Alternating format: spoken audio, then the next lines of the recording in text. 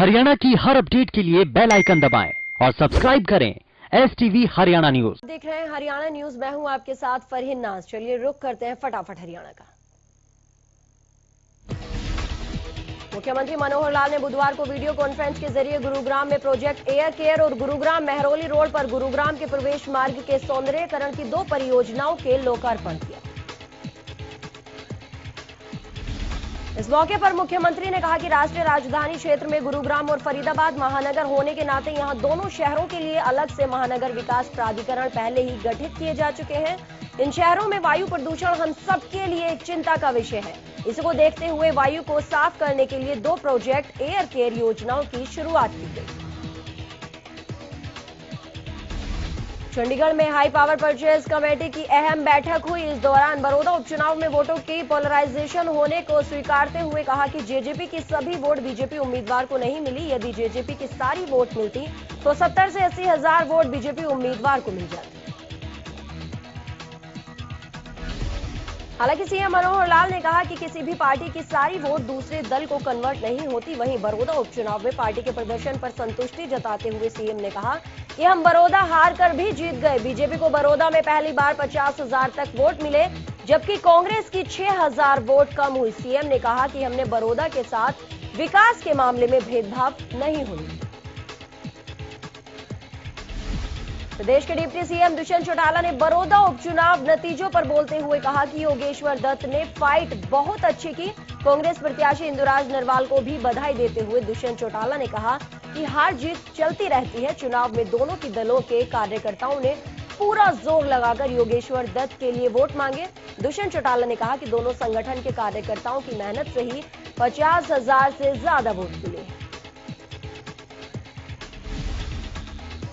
Deputy CM Dushyant Chautala ने बुधवार को सोनीपत के कई गांवों का दौरा किया। इस दौरान डिप्टी सीएम सबसे पहले सेवली गांव पहुंचे। यहां दुष्यंत चौटाला ने ट्रैक्टर की चपेट में आकर हुई किसान की मौत के बाद परिवार से मुलाकात कर उन्हें सांत्वना दी। इसके बाद डिप्टी सीएम बहालगढ़ के एक निजी स्कूल भी पहुंचे। यहां पर उन्होंने शिक्षकों से बातचीत की। इस दौरान दुष्यंत चौटाला से जब बड़ौदा उपचुनाव में हुई हार को लेकर पूछा गया तो वे बचते हुए नजर आए और उन्होंने कहा कि अब क्या रह गया, बड़ौदा चुनाव के विषय में चंडीगढ़ में बोलेंगे, यहां कुछ नहीं बोलेंगे। बड़ौदा उपचुनाव के परिणाम को लेकर कांग्रेस गदगद है। राज्यसभा सांसद दीपेंद्र हुड्डा ने बीजेपी जेजेपी गठबंधन पर जमकर प्रहार किया। दीपेंद्र ने सरकार पर निशाना साधते हुए कहा कि बड़ौदा की जनता ने अनैतिक गठबंधन को नकारा। इनेलो नेता अभय सिंह चौटाला ने बड़ौदा उपचुनाव के लिए बड़ौदा की जनता को बधाई दी और कहा कि बड़ौदा की जनता ने जिस प्रकार इनेलो को पहले की अपेक्षा ज्यादा वोट देकर पार्टी का हौसला अफजाई किया, उसके लिए वो दीपावली के बाद पार्टी की ओर से बड़ौदा के मतदाताओं का आभार व्यक्त करने बड़ौदा जाएंगे। अभय सिंह चौटाला ने कहा है कि बड़ौदा उपचुनाव में मतदाताओं ने बीजेपी को हराने के लिए ही कांग्रेस को विजयी बनाया, क्योंकि बीजेपी ने 3 कृषि कानूनों से किसानों के हित पर प्रहार किया। बड़ौदा के मतदाताओं ने बीजेपी के 3 कृषि कानूनों के खिलाफ अपना निर्णय दिया। वहीं मुख्यमंत्री के उस दावे की ही हवा निकाल दी जिसमें वो प्रदेश में समान रूप से विकास का दावा करते थे। उन्होंने आरोप लगाया कि बड़ौदा उपचुनाव में बीजेपी ने सरकारी मशीनरी का जमकर दुरुपयोग किया है और अनेक भौतिक संसाधनों का लाभ लालच भी दिया। इसी के साथ उन्होंने कहा कि हरियाणा में बड़ौदा उपचुनाव के परिणामों से साबित हो गया कि प्रदेश में बीजेपी का ग्राफ गिरा है और लोगों ने प्रदेश की गठबंधन सरकार को नकारा। अभय चौटाला ने कहा कि कृषि कानूनों को लेकर कांग्रेस भी जनता की झूठी वाहवाही बटोरने का काम कर रही है। केंद्र सरकार की ओर से लागू किए गए तीनों कृषि बिलों को लेकर कांग्रेस ने ना तो सड़क पर कोई आंदोलन किया और ना ही विधानसभा में सरकार को घेरा, बल्कि पीठ दिखाकर सदन से भागने का काम किया। अभय चौटाला ने कहा कि प्रदेश में गेहूं की बिजाई के बाद किसानों के आंदोलन में और तेजी आई।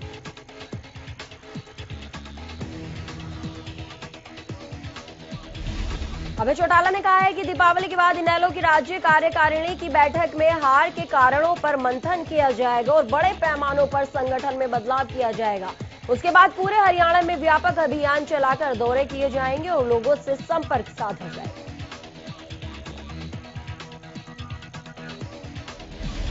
चंडीगढ़ में हाई पावर परचेज कमेटी की बैठक के दौरान कृषि मंत्री जेपी दलाल ने प्रेस कॉन्फ्रेंस की। इस दौरान जेपी दलाल ने कहा कि सरकार 15 नवंबर से भूख और गलघोटू को लेकर पशुओं का टीकाकरण शुरू करेगी। कृषि मंत्री ने कहा कि दूसरे चरण के इस टीकाकरण में 60 लाख पशुओं का टीकाकरण किया जाएगा।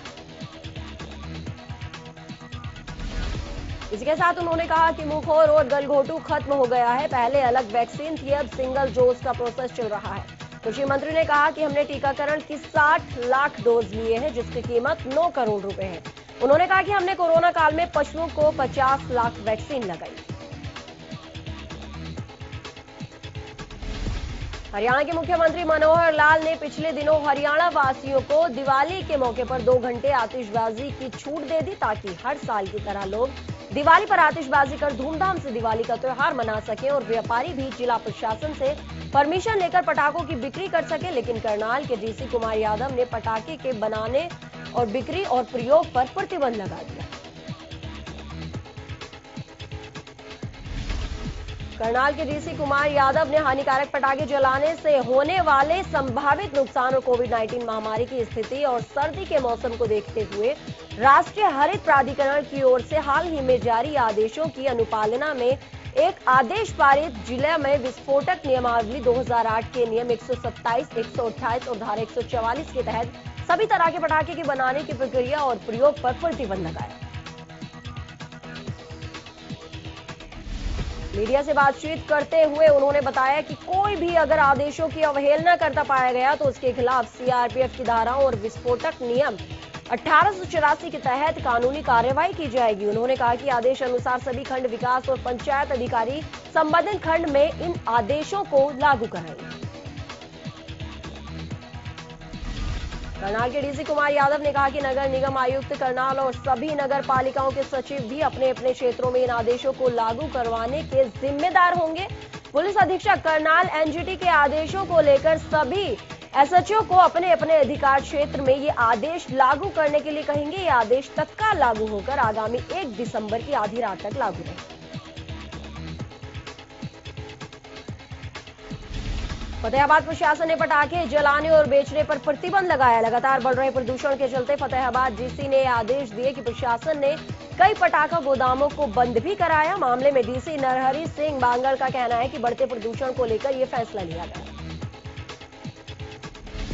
फतेहाबाद में पटाखा बेचने और आतिशबाजी करने पर डीसी ने रोक लगा दी, तो दूसरी तरफ फतेहाबाद में प्रशासन की नाक के नीचे खुलेआम पटाखों के गोदाम में पटाखे बेचे जा रहे हैं। यहाँ गोदाम के शटर अप और डाउन के पटाखों की धड़ल्ले से बिक्री हो रही है। मंडी पटाखा व्यापारी अपने रसूख के चलते पुलिस की जिप्सी को मौके से लौटा देते।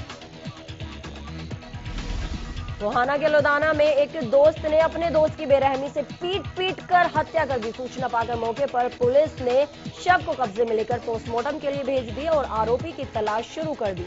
फिलहाल अभी तक हत्या के कारणों का खुलासा नहीं हो पाया। कोरोना काल में आर्थिक मंदी से जूझ रहे कुम्हारों को इस दीपावली से काफी उम्मीदें हैं। भिवानी में कुम्हारों ने दिवाली से पहले दिए बनाने शुरू कर दिए। कुम्हारों का कहना है कि इन दिनों से ही उनके घर की रोजी रोटी चलती है, लेकिन आधुनिक दौर में लोग दिए कम पसंद कर रहे हैं और चाइनीज लाइटों को ज्यादा महत्व दे रहे हैं।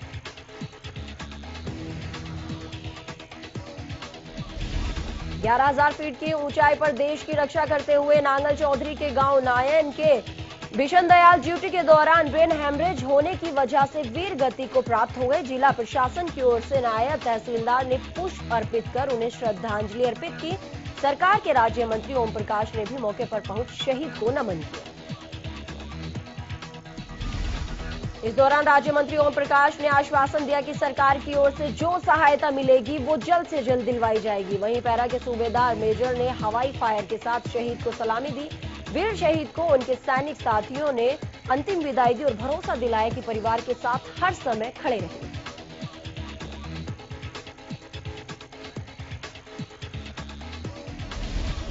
वहीं प्रदेश में नकली शराब का मामला वैसे ही गरमाया हुआ है, लेकिन नारनौल शराब के ठेकेदार नियमों को तोड़ने से बाज नहीं आ रहे। सरकारी आदेशों की अनदेखी करते हुए ठेकेदार तय समय से पहले ही ठेका खोल लेते हैं और देर रात तक ठेके बंद नहीं करते। हरियाणा न्यूज पहले भी दिखा चुका है कि किस तरह से शराब के ठेकेदार 24 घंटे शराब बेचते हैं। शराब ठेकेदार लोग सुबह 5 बजे शटर उठाकर खुलेआम शराब बेचना शुरू कर देते हैं, फिर भी शायद अधिकारियों को ये सब नजर नहीं आता। हरियाणा न्यूज की टीम ने लगातार 7 दिनों तक इसका रियलिटी चेक किया और रियलिटी चेक में पाया कि ठेकों पर ठेका संचालक लगातार आदेशों की अवहेलना कर रहे हैं। बिजली कर्मचारी लगातार अपनी मांगों को लेकर प्रदर्शन कर रहे हैं। बहादुरगढ़ में बिजली विभाग के कर्मचारियों की मांग है कि उनकी पुरानी पेंशन को बहाल किया जाए, कच्चे कर्मचारियों को पक्का किया जाए। कर्मचारियों की मांग है कि रिस्क अलाउंस देने के साथ साथ काम के दौरान कर्मचारियों की मौत पर 10 लाख रुपए की सहायता राशि दी जाए। साथ ही कर्मचारियों को कच्चे कर्मचारियों को सेवा सुरक्षा की भी उन्होंने मांग की है। ग्वाला चीका में भी बिजली कर्मचारियों ने अपनी मांगों को लेकर प्रदर्शन किया। कर्मचारियों का कहना है कि जल्द ही उनकी मांगें नहीं मानी गई तो वो पूरे देश में 26 तारीख को राष्ट्रव्यापी हड़ताल करेंगे, जिसमें पूरे देश की 10 ट्रेड यूनियन शामिल होंगे। सोनीपत और पानीपत में इलाके में इस बार जहरीली शराब से कई लोगों की मौत के बाद अब आबकारी विभाग हरकत में आ गया। आबकारी विभाग ने एक और जहां जिले भर से शराब के 150 से ज्यादा सैंपल एकत्र किए तो साथ ही विभाग इन सैंपलों को जांच के लिए हिसार लैब भिजवा दिया गया। इसके अलावा अवैध शराब बेचने और बनाने के मामले में भी 150 से ज्यादा एफआईआर दर्ज कराई गई। विभाग के उप आबकारी एवं कराधान आयुक्त ने जानकारी देते हुए बताया कि उनके विभाग द्वारा शराब की गुणवत्ता की जांच के लिए जिले के अधिकांश शराब के ठेकों से शराब के सैंपल लिए गए। इन सैंपलों को अब जांच के लिए भेजा जा रहा है। जांच में शराब की गुणवत्ता को परखा जाएगा। अगर नियमों और मानकों के विपरीत नतीजे आते हैं तो नियम। प्रदेश में कोरोना के आंकड़ों में लगातार बढ़ोतरी देखने के लिए मिल रही है। बीते 24 घंटे में 2546 नए मामले सामने आए। गुरुग्राम में कोरोना के 714 नए मामले सामने आए। फरीदाबाद में 512 नए मामले सामने आए। आपको बता दें कि कोरोना से प्रदेश में अब तक 1935 लोगों की मौत हो चुकी है। स्वास्थ्य विभाग का कहना है कि कोरोना के मरीज भले ही कम हुए हैं, लेकिन संक्रमण अभी खत्म नहीं हुआ। चुनौती अभी बरकरार है। ठंड का मौसम शुरू हो गया है। रात का तापमान 18 डिग्री सेल्सियस पर पहुंच गया। सर्दियों में संक्रमण बढ़ने की आशंका ज्यादा है। उस पर त्योहारी सीजन भी है। दिवाली आने वाली है। इस दौरान एहतियात नहीं बरती गई तो संक्रमण पहले की अपेक्षा तेजी से फैल सकता है। स्वास्थ्य विभाग और जिला प्रशासन भी इस बात से अच्छी तरह वाकिफ है। इसके लिए खास तैयारी की जा रही है। दिवाली त्योहार के पूर्व बाजार में सभी व्यापारियों, सैलून संचालकों और अन्य दुकानों का कोरोना जांच किया जाएगा। टेस्टिंग की संख्या बढ़ाई जाएगी। कोरोना के बढ़ते मामलों के बीच प्रशासन अलर्ट है। पानीपत में बिना मास्क वाले लोगों के चालान काटे गए। सिविल सर्जन डॉक्टर संत लाल वर्मा ने जानकारी देते हुए बताया कि कोविड-19 के बढ़ते मामलों के मद्देनजर लोगों के चालान काटे गए। उन्होंने बताया कि 25,846 लोगों के चालान काटे गए। उन्होंने जानकारी देते हुए बताया कि चालान से 1,29,23,000 रुपए की राशि इकट्ठी की गई, जिसे स्वास्थ्य विभाग के अकाउंट में जमा किया गया।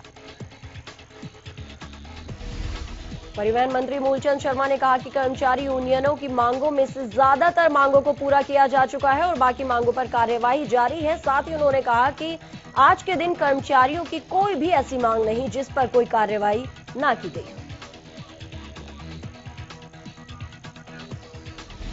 इसके साथ उन्होंने कहा कि कोविड-19 महामारी ने पूरी दुनिया को हिलाकर रख दिया और ऐसा कोई क्षेत्र नहीं है जिस पर इसका असर ना पड़ा हो। और जाहिर सी बात है कि इस महामारी से विभाग की योजनाएं भी प्रभावित हुई, जिसकी वजह से 867 बसों को विभाग के बेड़े में शामिल नहीं किया जा सका। परिवहन मंत्री ने यह भी साफ कर दिया है कि जहां तक बेड़े में नई बसें शामिल करने की बात है तो इस बारे में इलेक्ट्रिक और सीएनजी बसों पर विचार करना होगा। भविष्य में जब भी नई बसें खरीदी जाएंगी उनका वार्षिक रखरखाव, अनुबंध करवाना सुनिश्चित किया जाएगा या फिर कर्मचारियों के उचित प्रशिक्षण की व्यवस्था की जाएगी। उन्होंने कहा कि विभाग में ऑनलाइन ट्रांसफर शुरू होने के बावजूद उन्होंने मुख्यमंत्री श्री मनोहर लाल से आग्रह किया कि कर्मचारियों को उसी स्थान पर लगाया जाए जहां से उनको सुविधा हो। भ्रष्टाचार के खिलाफ जीरो टॉलरेंस का सख्त संदेश देते हुए परिवहन मंत्री ने कहा है कि उनके रहते हुए किसी भी स्तर पर किसी भी तरह के भ्रष्टाचार को बर्दाश्त नहीं किया जाएगा और पाई का हिसाब रखा जाएगा। त्योहारी सीजन के मद्देनजर सीएम फ्लाइंग की टीम लगातार छापेमारी कर रही है। यमुनानगर में सीएम फ्लाइंग की टीम ने कई मिठाई की दुकानों में छापेमारी करते हुए मिठाइयों के सैंपल लेकर जांच के लिए भेजे। इस दौरान सीएम फ्लाइंग की टीम को कई दुकानों से नकली सामान और मिठाइयां भी बरामद की। एक दुकान से टीम ने 4 क्विंटल मिल्क केक को नष्ट कराया। यमुनानगर जिला में सीएम फ्लाइंग के सब इंस्पेक्टर दिनेश कुमार के नेतृत्व में सीएम फ्लाइंग ने यमुनानगर जिला के अलग अलग इलाकों में छापेमारी की। इस दौरान स्वास्थ्य विभाग और फूड एंड सप्लाई विभाग के साथ साथ पुलिस की टीमें भी उनके साथ रही। उन्होंने बताया कि एक मकान पर छापेमारी की गई जहां से नकली और घटिया मिठाई बरामद की गई है।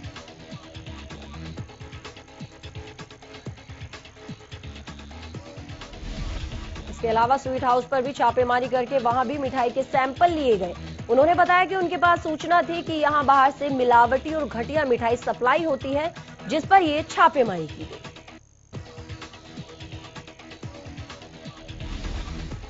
सोहना की अनाज मंडी इलाके में लोग अवैध निर्माण करने में जुटे हुए हैं। यहां लोग अवैध रूप से भवन निर्माण या अतिक्रमण कर रहे हैं। हालांकि लोगों को मार्केट कमेटी की ओर से कारण बताओ नोटिस भी जारी किए गए हैं, लेकिन मार्केट कमेटी द्वारा दिए गए नोटिस के बावजूद यहां अवैध निर्माण का खेल लगातार जारी है।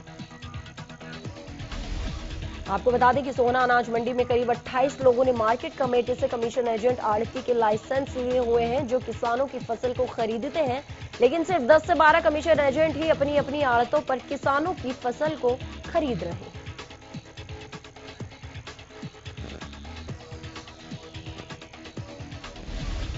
इसके अलावा अन्य कमीशन एजेंटों ने आड़तों के अंदर बिना नक्शा पास कराए मार्केट कमेटी के साथ मिलीभगत कर कई मंजिला मकान और दुकान बना लिए। इतना ही नहीं, इन आड़तियों ने किसानों द्वारा फसल बेचे जाने वाली फड़ों पर भी पूरे तरीके से अपना कब्जा जमाया हुआ है। लेकिन इस तरह ना तो मार्केट कमेटी के अधिकारियों के ध्यान है और ना ही सरकार के नुमाइंदों का। फरीदाबाद के सेक्टर 62 में गोरक्षा सेवा ट्रस्ट के कार्यकर्ताओं पर गो तस्करों ने फायरिंग की। ये घटना तब हुई जब गायों को लेकर जा रही गाड़ी को गोरक्षकों ने रोकने की कोशिश की। बताया जा रहा है कि सूचना के आधार पर गोरक्षकों ने गो तस्करों की गाड़ी को रोकने का इशारा किया, लेकिन जब वो नहीं रुके तो गोरक्षकों ने उनका पीछा किया। इस दौरान तस्करों ने कई राउंड फायरिंग की, लेकिन जब गाड़ी का टायर फट गया तो गो तस्कर गायों को छोड़कर भाग खड़े हुए। बहरहाल पुलिस ने गायों को कब्जे में लेते हुए आगे की कार्रवाई शुरू कर दी। करनाल में स्टेट बैंक ऑफ इंडिया के एक होमगार्ड ने आत्महत्या की। बैंक में तैनात होमगार्ड ने खुद को गोली मारकर आत्महत्या की। मौके पर पहुंची पुलिस मामले की जांच में जुटी। फिलहाल अभी तक सुसाइड का कारण साफ पता नहीं चल पाया है।